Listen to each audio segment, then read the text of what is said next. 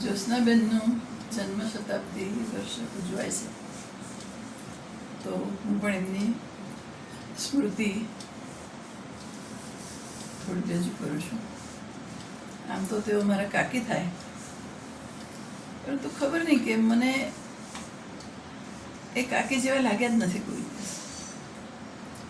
મેં મારા કોલેજના 4 વર્ષ એમની સાથે રહીને પૂરા કર્યા છે. શરૂઆતમાં ગઈ ત્યારે મને એમ હતું કે હું સેટ થઈ શકીશ, એડજસ્ટ થઈ શકીશ, પરંતુ અઠવાડિયામાં તો હું એટલી બધી ભળી ગઈ ને એ લોકો પણ બધા જ મારી સાથે એટલા બધા ભળી ગયા કે મને હું મારા ઘરમાં રહેતી હું એવું જ લાગ્યું. એમનો એટલો પ્રેમાળ અને ધ્યાન રાખે એવો સ્વભાવ હતો. બાળકોને માટે એટલું ધ્યાન રાખે.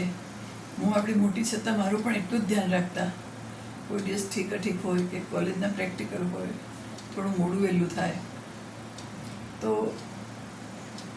ખૂબ એડજસ્ટ કરતા ને ખૂબ ધ્યાન રાખતા. ખૂબ જ પ્રેમાળ સ્વભાવ હતો એમનો, અને રસોઈ પણ એમની ખૂબ જ સ્વાદિષ્ટ હતી. મને કોઈ રીતે એવું નહોતું લાગતું કે હું મારે ઘેર નથી રહેતી ને કાકીને ઘેર રહું છું.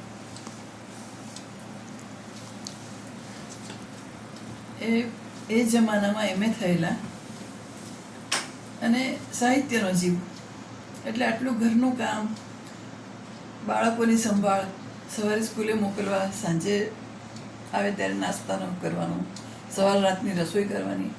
એ છતાં એ બધી પ્રવૃત્તિ સાથે પણ એમણે પોતાની સાહિત્યની પ્રવૃત્તિ ચાલુ રાખી. રસોઈ ખૂબ સ્વાદિષ્ટ હતી.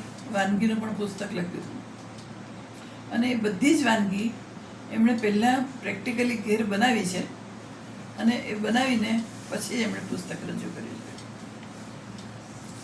ખરેખર બધી જ રીતે આદર્શ ગૃહિણી, આદર્શ માતા, આદર્શ સહધર્મચારીણી, બધી જ રીતે તેઓ આદર્શ હતા.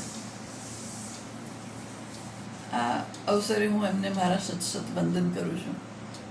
એમની સાથેનો મારો જે સમય ગયો છે એ મારા માટે અવિસ્મરણીય છે.